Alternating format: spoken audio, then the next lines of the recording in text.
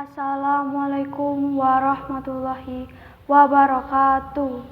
Saya Ragelia Rizky Ramadhani dari MI Iskandar Sulaiman akan membacakan surat Kartini yang berjudul Hampir Dapat Lulus Juga.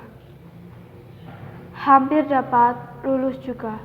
Agustus 1900 kepada Nyonya Ovingsur. Di manakah tinggalnya rasa gembira kami yang mengayun-ngayunkan kami itu? Intan permata yang sudah membawa kami menempuh kesusahan sekian banyaknya, senantiasa perlu supaya dapat menempuh hidup ini.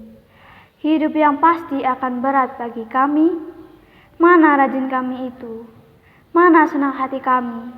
Keasikan bekerja yang telah sekian banyak mendorong kami membuat jelita-jelita?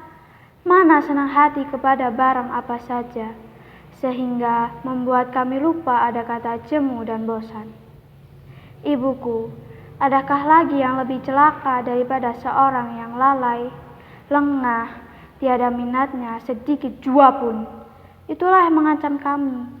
Bila tidak ada atau tidak ada kejadian barang suatu yang membangkitkan kami dari keadaan lesu, layu, tiada bernafsu, daripada kehilangan hati kami seperti sekarang ini. Kami sangat menderita oleh kehilangan rasa, oleh semangat terkulai, tiadalah terbayang-bayangkan hebatnya. Apakah gerangan salahnya? Sakit, kami tidak. Adakah barangkali masa penderitaan yang sudah kami tanggung itu datang kemudian lagi mematahkan hati kami, menghilangkan rasa? Aduh, sedihnya pikiran semangat kadang-kadang tiada tertahan. Haruslah ada kerja yang mengasyikkan kami, yang tiada henti-hentinya mengikat perhatian kami, sehingga tiada sempat berpikir berazab hati. Itulah cuma yang dapat membangunkan kembali keteguhan batin kami yang meradam itu. Itulah cuma yang sanggup mengembalikan keteguhan hati kami. Kerja, itulah dia. Hasrat akan kerja yang kami cintai. Karena itulah maka kami lesu terkulai itu. Celaka sangat rasanya merasa diri suka dan bernafsu akan bekerja, tetapi terkutuk berpangku tangan sepanjang masa. Kami tiada hendak, tiada dapat percaya bahwa hidup kami yang biasa saja jadinya, tiada lebihnya dari orang lain. Akan tetapi sungguh pun demikian, tiadalah dapat kami bayang-bayangkan dalam hati kami bahwa hidup kami yang bagus itu akan terkabul juga akhir kelaknya. Coba cita-cita kami hampir sajalah tercapai, yakni menurut sangka kami. Sangka kami hanya beberapa hari saja lagi memisahkan kami dari kehidupan harum hasrat hati kami itu. Harapan, tinggal harapan. Pedih rasa hatiku mengenangkannya lagi.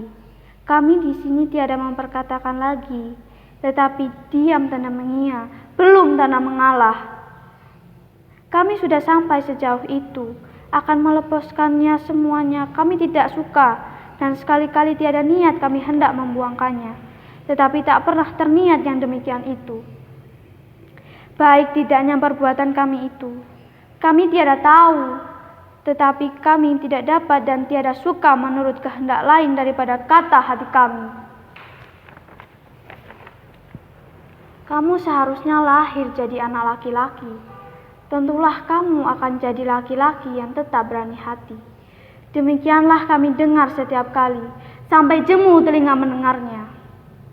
Bila benar ada pada kami sifat yang ada pada anak laki-laki yang cakap pantas, apakah salahnya jika sifat itu kami pergunakan mendidik kami jadi perempuan yang tangkas cakap?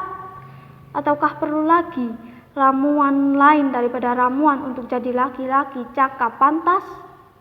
Dan perempuan yang tangkas cakap tidaklah ia berguna bagi pergaulan hidup. Tetapi, lupa saya.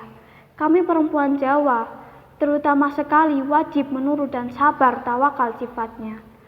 Kami wajib menjadi tanah liat yang boleh dibentuk-bentuk orang sekehendak hatinya. Apakah gunanya mempercakapkan ini? Seolah-olah meratap di atas kapal yang sedang tenggelam.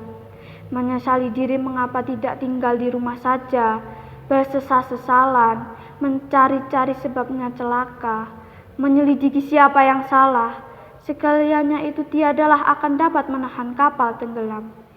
Hanyalah dengan membanting tulang, memompa air di tempat yang bocor, celaka boleh tertolak. Bila tidak, demikian akan tenggelamlah kita. Dalam setahun yang baru lalu ini, rasa lebih panjang hidup kami daripada tahun yang sudah-sudah. Serasa-rasa ada yang hendak dikatakan bapak kepada anak ibu yang tertua ini tetap segan, karena akan melukai hati agaknya. Dapatkah ibu rasakan betapa siksanya begini ini bagi bapak dan anak sulung ibu itu? Sudah lama di masa yang lalu, ketika anak sulung mendesak lekas-lekas memutuskan perkara kami, maka terpandang olehnya mata melihat kepada dengan sangat sedihnya, seakan-akan hendak bergesa-gesa benarkah meninggalkan daku.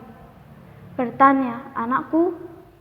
Anak sulung ibu berpaling muka karena rasa rawan meresap jauh ke dalam hati rohnya. Alangkah ajaibnya rasa kasih sayang, dapat jadi surga, dapat pula jadi neraka. Mencintai Bapa, menghormatinya, jadi keperluan hidup kami. Itulah bahagia kami yang terutama. Bila hilang rasa cinta itu, akan gelap sajalah hidup kami. Dari tangannya lah kami menerima bahagia itu. Bila tidak, bagi kami bukanlah bahagia namanya. Bila tiada merasai cintanya, maka kemalangan kami pun tidak akan pernah terasa segenapnya. Disadur dari buku Habis Gelap Terbitlah Terang, karya Armin Pane. Wassalamualaikum warahmatullahi wabarakatuh.